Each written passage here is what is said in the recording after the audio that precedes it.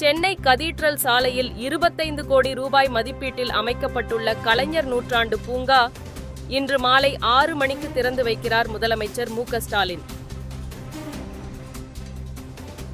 சென்னை மெரினாவை மிரள வைத்த இந்திய விமானப்படையின் வான் சாகசம் உலகிலேயே அதிக மக்கள் தொகையுடன் நடைபெற்ற சாகச நிகழ்ச்சியாக லிம்கா சாதனை புத்தகத்தில் இடம்பெற்றது.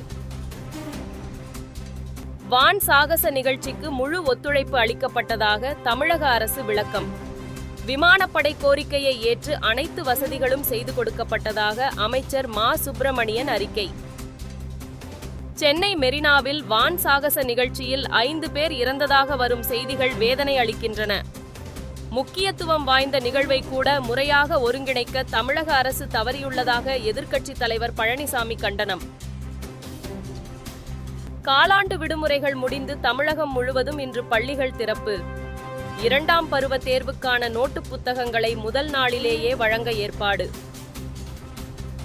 பழனி முருகன் கோவில் ரோப் காரில் வாராந்திர பராமரிப்பு பணிகள் இன்று தொடக்கம். பக்தர்கள் படிப்பாதை, யானை பாதை மற்றும் மின் இழுவை ரயில்களை பயன்படுத்த கோவில் நிர்வாகம் வேண்டுகோள். நீலகிரி, கோவை, திருப்பூர், தேனி, திண்டுக்கல் உள்ளிட்ட 15 மாவட்டங்களில் இன்று கனமழைக்கு வாய்ப்பு. சென்னை வானிலை ஆய்வு மையம் கணிப்பு.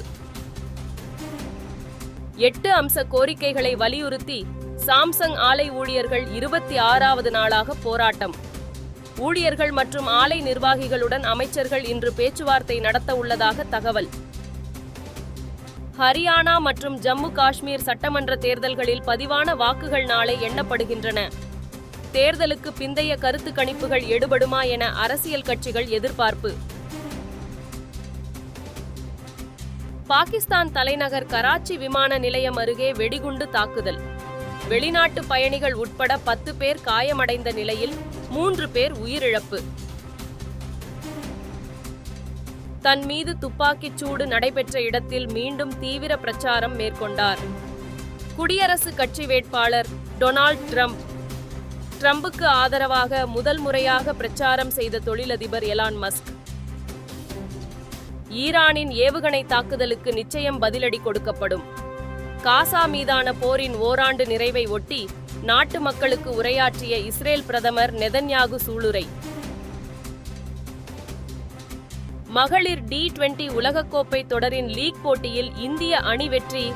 பாகிஸ்தானை 6 விக்கெட் வித்தியாசத்தில் வீழ்த்தியது.